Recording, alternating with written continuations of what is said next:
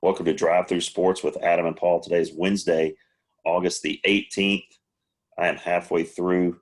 Stop right there, Adam. Gosh. Talk to me. August 19th, my friend. What? Oh, geez. Oh, this is killing me, man. I've yet to get back in the groove. I can't get in the groove, man. I don't even know what day. I mean, I know it's Wednesday. That's like a victory for me knowing that it's just Wednesday. It's just, man, I was telling somebody today, I was like, good grief. I can't, when I go into school and, a lot of teachers have kids that are younger that are in school, so they got to stay home and try to do both. So they're not coming in, they're doing everything from home. Um, you know, so there's maybe 30 teachers in the building. It's like a tomb. I mean, there's nobody there. It's like 30 people and the custodial staff's there, but I mean, the clerical staff's there, but they're in their offices, and all the teachers that are there, they're just hunkered down, man. And it's just, I don't know. Me and Terry went out to lunch today, and um, we were kind of just commiserating about the current situation, and had all our meetings this morning, and fielded emails all afternoon from students asking us questions that we answered on Tuesday that they'd already forgotten the answers to. Yeah. Like, what's due tomorrow? I'm pretty sure that was the last thing I said. 100%. 100%. Yeah. I mean, is that a wall phone that's going off there? Is That's an old school rotary phone hanging up on my wall. You're is exactly that right. you got extra long cord so you can walk around your room? Secretary is on break tonight, so it's been an off night, so I'm just gonna have to let Oh that my one ring out. gosh. Well, I mean, gosh, don't they know we're trying to put on a professional show here? I mean, gee whiz. But while we're trying to figure out what the next move is for school, and I mean, we have a plan, but we're not going to go back. Once our elementary school goes back, we won't go back for another 4 weeks. So we've got to get those kids in schools before we can even think about a plan to return, because that's our staggered stage 1, 2, 3 or phased plan. So I was in a meeting today, and I was trying to be positive, Paul. You've been proud of me. I was trying to be positive. I said, look, guys, I got a sneaky suspicion that we're going to be back September 8th. And they're like, no, it's going to be all semester. No, it's going to be all. And then Terry is like, Adam, that's mathematically impossible. I said, what are you talking about? He goes, well, first of all, and then he reminded me of the phase plan. I was like, oh, okay. Sorry, guys, just trying to have a little bit of ray of sunshine. And I just got destroyed. just try to be positive, man. Leslie's, the last thing she told me today when I left to go, she said, hey, just, try to be positive, try to think positive, have a good attitude. So I tried to do that. And by probably 10:30, boom, I was already destroyed, and had been taken down a couple notches. So, I'm assuming it's the same way for you when you go in. It's kind of the hunker down mentality.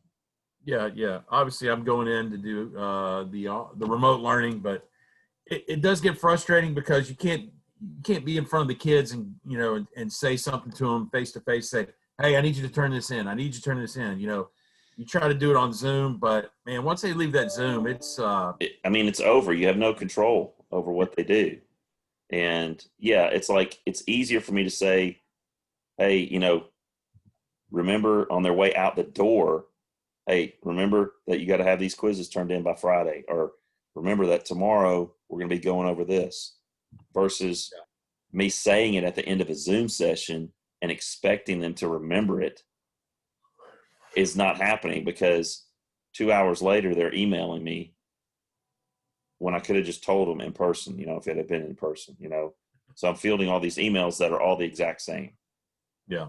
What's due tomorrow? I just literally just told you that was the last thing I said. But anyway. Here we go. It is what it is. So let's talk some sports here, because that will get us out of our doldrums, I hope. All right, so hot take numero uno. Again, we want to encourage everybody to subscribe to our YouTube channel, Drive Through Sports with Adam and Paul, and follow us on Twitter at D3 Sports, as well as listen to all of our episodes on Apple Podcasts, Google Podcasts, iHeart, and Spotify, and subscribe there as well, so you'll get alerts when we issue new episodes. So we would appreciate that. So we've had some COVID outbreaks in sports, especially at the college level, as students get back on campus. They're not social distancing. They're going to parties. They're going through rush. They're doing what basically we did in college without a pandemic, and they're just continuing to do it. It is shutting down programs left and right. Notre Dame suspended practice today. They will probably suspend practice tomorrow. And as you mentioned in the pre-show in our talks, North Carolina is all virtual and has suspended fall sports. Is that correct? Yeah. Yep. Currently, and then also we had Ole Miss is confirmed that they had 11 positive tests come back in. Well, they had 13 total, a couple of staff members, 13 athletes. So they did not specify where the athletes were from. And, you bring up Ole Miss. Lane Kiffin's trying to use this to his advantage. He's out there saying, hey, transfer portal. All you guys in the Pac-12 and Big Ten that can't play, hey, let's let them transfer to a place, Ole Miss, where they can play immediately. Yeah. If there's any coach out there that couldn't care one iota about the student part of student athlete, it's Lane Kiffin. So he's trying to use this to his advantage as best he can in advocating for the athletes. So he's trying to get, he wants to get some dudes from Oregon and SC and, Washington and, some of these Big Ten programs, Penn State, Michigan, Ohio, hey, come on down to Ole Miss. Yeah. Pack your bags. Come on down. It was funny that, we'd mentioned in a show maybe a couple of nights ago how, it would give out a junior varsity feel if they ended up playing in the spring, if everybody went into the spring, because, the major NFL prospects would, definitely be sitting out not to risk any injury. And it's already happening. Lo and behold, Nick Saban went on ESPN the next day and stole our thunder. And we even mentioned, we said, who is the person can be the spokesperson for the SEC or college football? What do? They reached out to Nick Saban. Yes, ESPN may have more contacts than we do here at Drive Through Sports, but I feel we're making these calls as things are happening. I mean, do you feel like your house is bugged?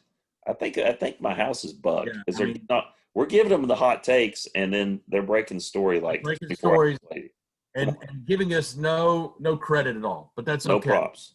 So what was Nick's take? I know he would just he was just verifying what we had mentioned, that there would be a junior varsity football type feel if it did move to the spring. So he's right. We were right before he was right.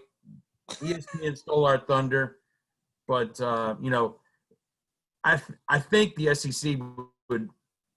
Well, I really shouldn't say. I was going to say if somehow they got started and it got canceled, I don't think they would go back to playing in the spring, to be honest with you. I mean, there's just I don't either, because there's already 5 top Big Ten guys that said they wouldn't play anyway.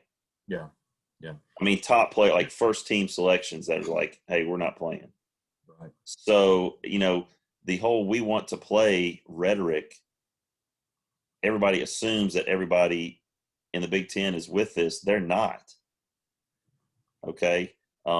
So I think that's an interesting thing to look at and to think about, is just because you have a couple guys that are premier guys that are speaking out saying we want to play, not everybody is behind them in that, even at their own schools.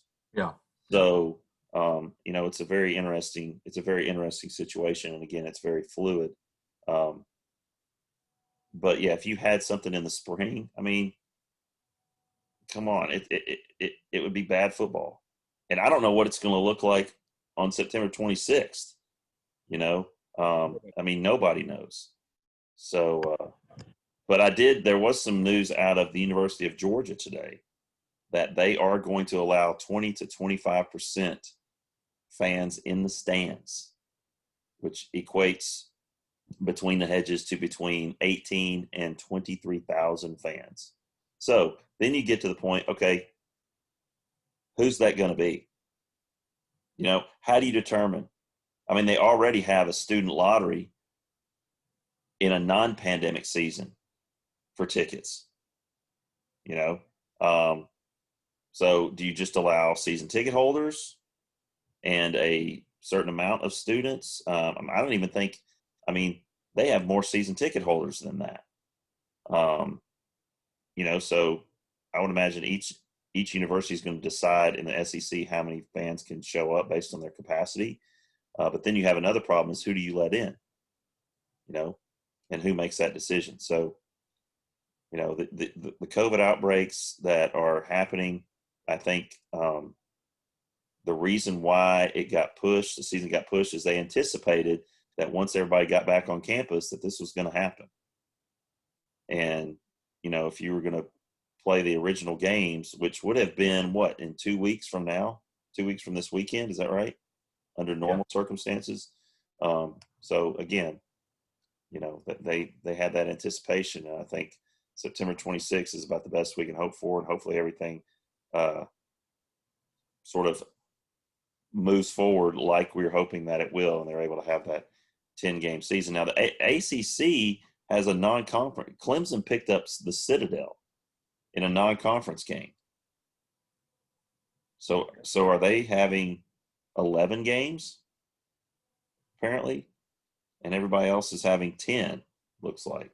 Yeah, I don't know. So but anyway, all right, so we'll head on to our next hot take, the COVID outbreaks in sports. That could be a nightly thing that we talk about, but we're not going to do that. Next hot take. So we know that Ryan Tannehill signed long-term for the Titans, and they did draft a quarterback, as you mentioned. The guy behind you, so he's your QB2. Yeah. Tell our YouTube viewers who this guy is, because I thought it was Peyton Manning. Yeah, people would love it to be Peyton Manning. The new QB2 for the Titans is none other than former Broncos great Trevor Siemian. I bet they got him for a steal. Yeah, I bet they're making Denver stock their vending machines for a year. Yeah. So here's how it all came about. I think with the no preseason game situation, Cole McDonald, the 7th-round draft choice out of Hawaii, did not really get to showcase any of his game play experience. First of all, the Titans have had terrible luck with quarterbacks either playing for Hawaii or from Hawaii. Okay. Marcus Mariota, never forget. Yeah. Plus Pac-12 in general, Jake Locker. Sure. Oh my gosh. So, it's been a struggle. So I think the Titans realized as they're looking down, and there you're seeing the big picture of COVID outbreak and what it would look like if Ryan Tannehill, who if he picks a positive case up, how that just affects the Titans in general. Yeah. And so I'm sure, looked around and said, okay, Trevor Siemian. And they brought in also Deshaun Kaiser. I don't know if you remember him. From Notre Dame. Yeah. He was with the Packers. Yeah. For a while, I believe. The Browns. Browns. Yeah. They brought those two guys in. Siemian was the best of the two. They took the best they could get, but I think just signing someone like Trevor Siemian puts them a step ahead as far as what ifs with the quarterback situation and the coach. Because you can't, you got one guy getting all the reps, and if he's getting the lion's share of the reps and he goes down, then you're in big trouble. Yeah. What's another quarterback controversy or situation is the one going on in New England, where Belichick said he's going to, possibly have, a platoon situation at quarterback with their three quarterbacks, and with Cam Newton and your boy Jared Stidham and the other guy that's been there. I don't even remember his name. That's how inconsequential he has been. But, so the quarterback, that's a definite, can you imagine the Ravens if like Lamar Jackson tests positive? I mean, then you have RG3, so you have to look. I mean, I don't even know who the Falcons' backup quarterback is. Matt Schaub still? I don't know. So you need somebody that's got some experience and has started some games. So I think maybe Simeon can help them out. I mean, you never know. Yeah. And then our next hot take, which I want to jump to, because we both called this last night, and we both called the under, and it was significantly under. Listen, that was an easy win. I told you it was a lock. Yeah, that was a lock under right there. Because and honestly, I wonder what the line is for the next game. Because if I was a betting man and it was 210, I think I'd still go with it. Because the Lakers, and here's the thing, the Lakers, they got nobody that can shoot the basketball consistently. And if you're going to win, LeBron and Davis have to be great. Like, they have to dominate. We're talking, LeBron had a record-setting triple-double last night in the playoffs, and they lose. Okay, Anthony Davis was, I think, 8 of 24 from the field, 0 of 5 from 3. Yeah. And they missed back-to-back possessions. He missed 2 free throws, and LeBron missed 2 free throws when it was a tight game. Yeah. So, we get back to that point you mentioned last night. They're 3-6 in the bubble. They have not played a meaningful game since the Clippers game, the very first game, when everybody was the opening game of the bubble.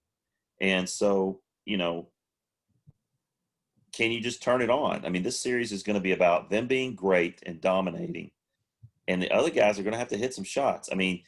LeBron he should have had about 25 assists, but nobody could hit a shot. I think the rest of the team from 3 was like 4 of 28. Yeah, well, you mentioned two important facts. One, LeBron had a triple-double in a loss, okay? I think if I was a betting man, which I may be, I would guarantee you that he will not be getting double digits in assists next game. He is going to take every shot he can, and if he doesn't, he's going to give it to AD. But other than that, everyone just get out of the way, because LeBron has had enough of this. Exactly. If they're going to win this series, the only way they're going to win this series is if LeBron puts his shoulder down and goes to the basket. Because there's nobody that can guard him on the Trailblazers.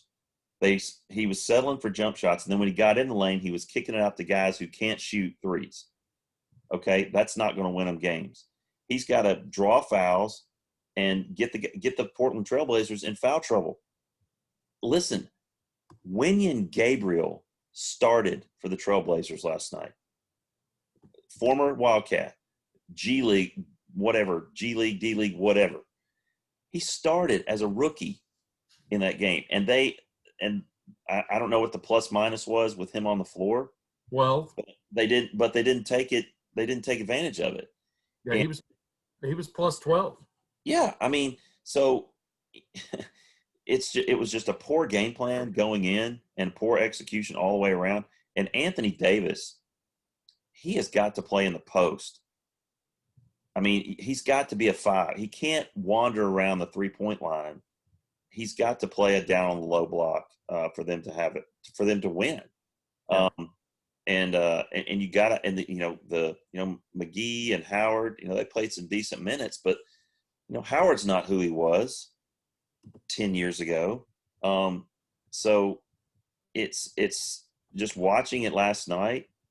It was like you could see the whole thing unfolding, and it was like they're gonna lose. And by the way, they might lose again and again, and they might lose this series because they're not very good in this atmosphere. Because you got to think about this, Paul. No home court. Okay, it's like you're just playing a pickup game at the Y. All right, and a lot of these guys that might be role players on the Trailblazers that might tighten up on the road, that doesn't exist. So they're playing loose. They're as you have probably used this phrase, they're playing with house money, baby. House money all night long. So they're gonna be relaxed. They're gonna be loose, and LA better win this next game or they're in serious trouble. Yeah. Well, good luck, Trailblazers. Yeah, I'm rooting for the Trailblazers. I really am, even though I like AD. But anyway, all right. So my next question here and our next hot take is betting lines. And I know I've asked you this before, but I still don't quite understand, especially with the baseball, the negative. I understand that the team that's the negative 240 or negative 180 is the heavy favorite. Okay, so if you're a negative, what's the difference between a negative 120 and a negative 200? You have to bet 200 to bet 100. I mean, to win 100. So it's costing you more because they're so favored to win. So you have to ante up more money. Okay, it's almost like if you get in the negative 200s, you're pretty much a lock. I mean, it would have to take something special to happen. I'm glad you brought this up, Adam. So they did the thing where they did the over-unders and then odds to win the SEC championships. Okay.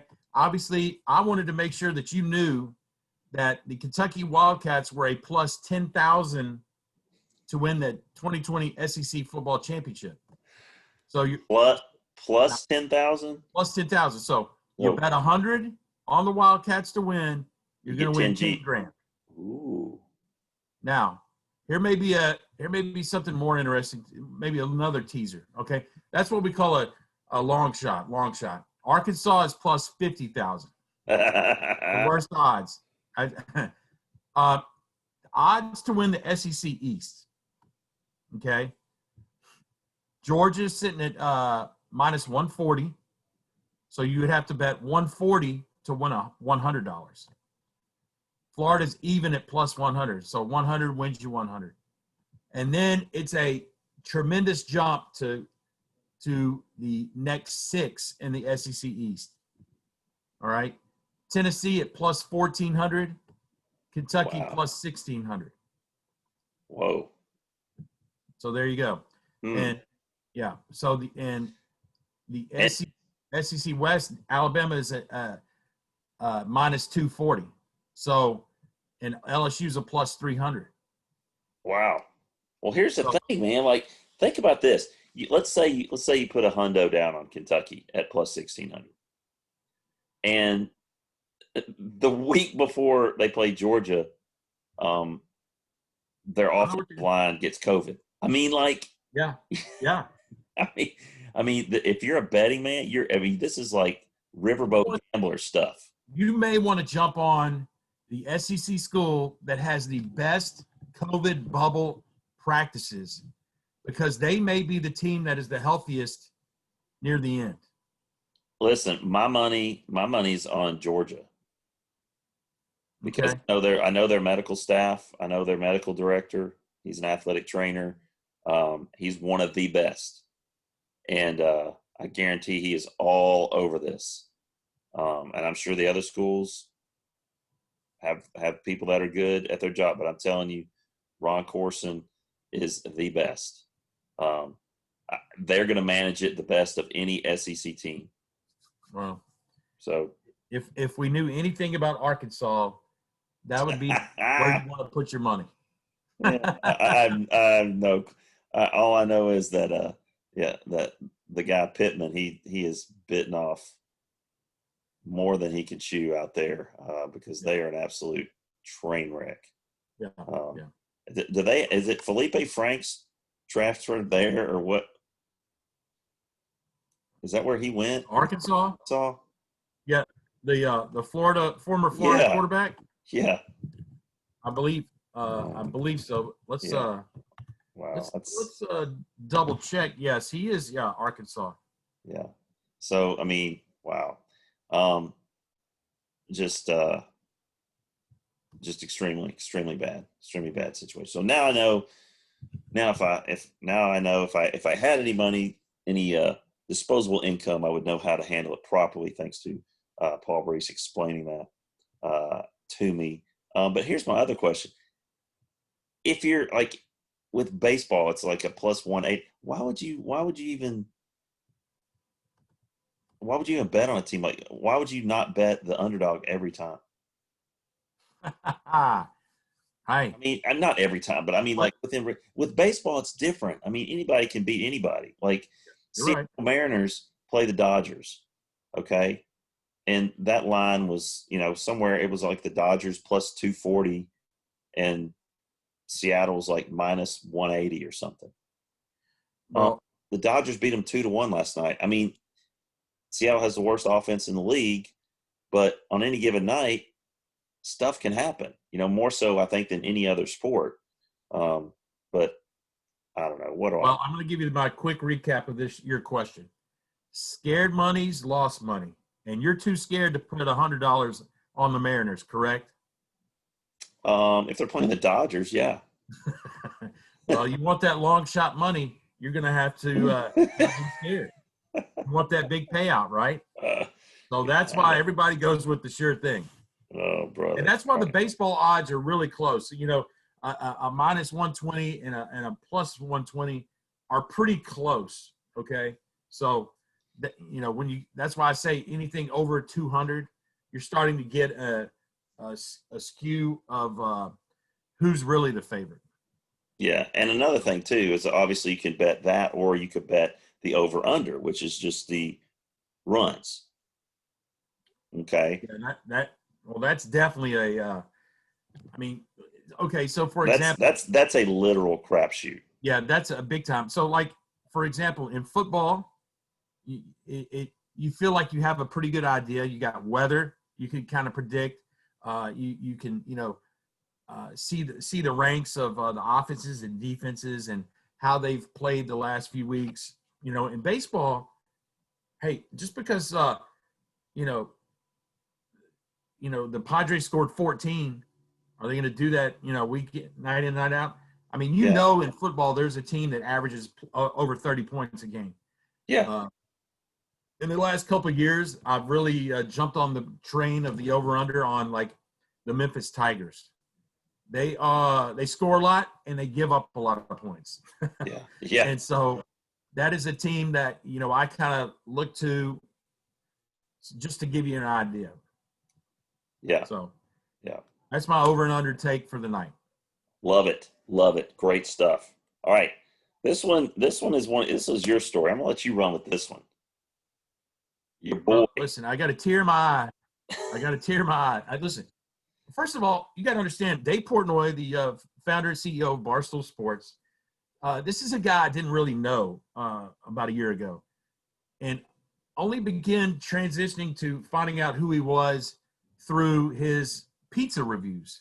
Okay, and if you don't know, he's based out of New York, and of course New York City has hundreds of thousands of pizza places throughout the city and in the outer skirts of the New York area. And he does pizza reviews. Okay. He does them with, he has special guests. Then sometimes when he's going and traveling, he'll do some he's ventured into the NASCAR game. And so when he's going to NASCAR events, he'll hit some pizza. Anyway, long story. So that's how I kind of followed Dave Portnoy. Now, when quarantine hit, he was doing unboxing. So he was telling people, hey, send him, I mean, because there's a big time following of Barstool. And he was telling these people, send him, stuff, and I'll promote it for your businesses. Okay.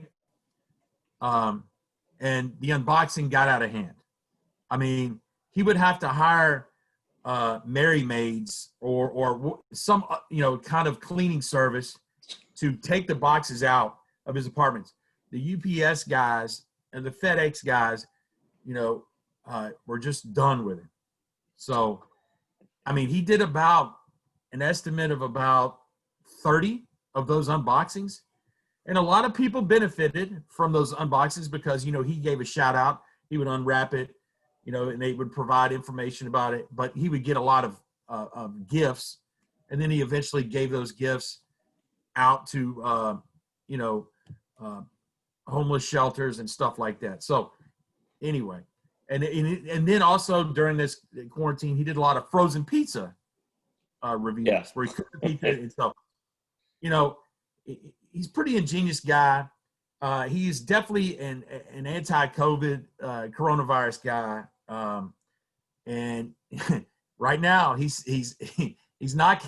teetering with the COVID, and he made a video. He calls it a State of the Union because whether you like him or not, Dave Portnoy is one of the few people inside the sports world who have interviewed the president, Donald Trump, during this quarantine time. He literally went to the White House and interviewed him. So, you know what? I wish him the best. I know he's going to pull through. He's probably already said it 100 times. He's already beaten COVID 8 times. This will be the 9th time. So, good luck. Good luck to him. I just think he's an ingenious character. Does a lot of day trading, and that's where he kind of makes his real money. Right. The Barstool thing is just is there. So they call him Davey Dave Trader, and he does well for himself. So he's got a lot of invested money in Penn Gaming and they just launched an app where you can download the app and you can actually bet on like guys at Barstool like playing Jenga and ping pong. Have you seen this? I have seen the ping pong. I've never seen the Jenga. That is funny. But I mean, it's again, he comes off as this really arrogant guy or whatever. But he's definitely entertaining. There's no doubt about that.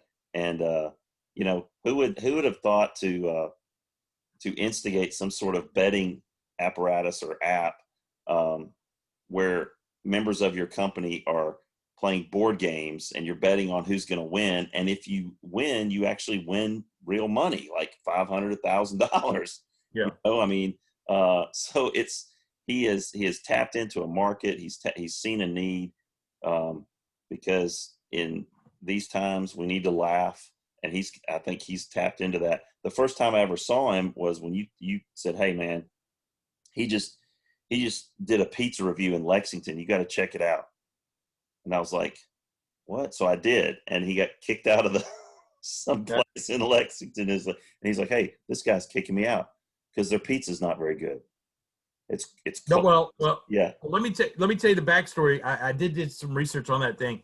He got the pizza, and he usually stands in front of the restaurant or the place and does a review. And apparently, this guy, a worker at this restaurant, was not happy that he was filming in front of the restaurant without permission. And, I'll just say that it probably didn't end well for the restaurant because, the power of Portnoy, right? Yeah. He just said 0.0 and threw it on the ground or something. Yeah, it was pretty funny. Yeah. It was definitely a timeline event for Barstool. It was pretty. How we say our market is the 30 to 50 or whatever, 30 to 49 range. Portnoy and the boys at Barstool, man, they have tapped in the college kids and you know, up to early 30s. I mean, and they, you know, they call him a cult leader, right? So, Yeah. I mean, this guy has found that market and just taken it and, you know, full steam ahead. Yeah. So hope that he gets feeling better.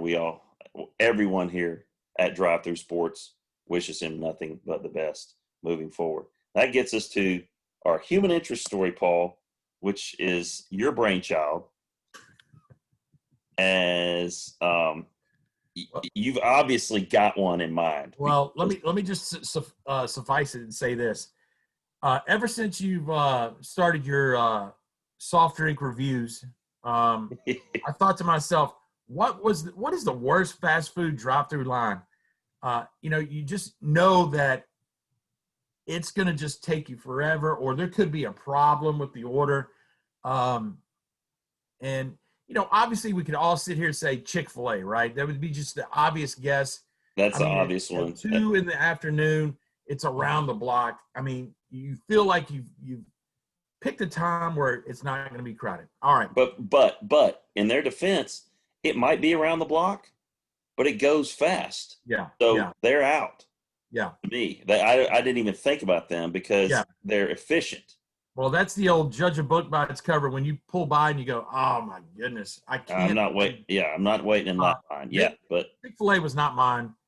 But anyway, for those of you that are not watching, you're listening to this, we are rating the worst fast food drive-through line. And the worst, as Paul said, in terms of time consumption, not necessarily product. No. In time consumption. And it'll be funny if I say mine and you say yours and it's the same thing. I mean, because I know you have one locked in. I've got one locked in. I do. Are you ready? I'll let you go first. All right, 3, 2, 1. Are we doing it Let's at the same time? 3, 2, 1. Then do it. Okay. All right. Ready? All right. 3, 2, 1. Arby's. Shake and shake. Oh, you said Arby's? I said Arby's. Okay, let's hear it. Okay, man. Look, there's an Arby's right down the street from me. It's like 3 miles from me. It's brand new. I don't know what it is. It just takes forever. But I think I've figured it out though. It takes forever because and I don't think it's the fault of the workers. I think it takes forever because it's the customer's fault. Arby's has so many choices that it's not like McDonald's where you go up and I'll get a number one with a Coke, boom, and you're onto the pay window. You know what I'm saying? Right. People that go to McDonald's drive-through, they already know what they want. People that go to Arby's, dude, they take one look at that menu and they're like, oh my gosh, market fresh sandwich. Oh, they got Cubans. Oh man. Oh, Philly cheesesteak. Ooh, bet that would be good. And then somebody pipes in from the back. Oh, they got Italian. That's probably so. I want curly fries. No, but I guarantee it's the individuals that are ruining it for everybody in the drive-through line. Because when you go to Arby's, there's so many choices. And then don't even get me started on the milkshakes. Am I going to get a drink or should I get a milkshake instead? Because their milkshakes are out of this world. So I don't blame the staff. I blame the customers for taking too long because there's so many choices and they're all good. They're all good to me. So that's Arby's is my worst fast food drive-through line. But it's not the fault of the employees. I put it all on the customer. Well, yeah. Kind of like, do you guys have a Cheesecake Factory? Yes, but I've never been. Okay. It's like a 24-page menu. Yeah. Oh my. So I understand where you're coming from. I picked too much, man. I picked Steak and Shake. Do you guys have Steak and Shake down there? We do have a Steak and Shake. It's actually right by the Taco Bell Long John Silver's combo. Obviously, that just the demographics of what you provided right there just tells me that. Anyway, all right, enough. Steak and Shake. I don't think I know the reason why it takes long. It's not because of the menu. It's not because of the people. It's because of what's going on inside. All right. So if I'm not correct, I may be incorrect, but so they have a dine-in portion and a drive-through. Correct.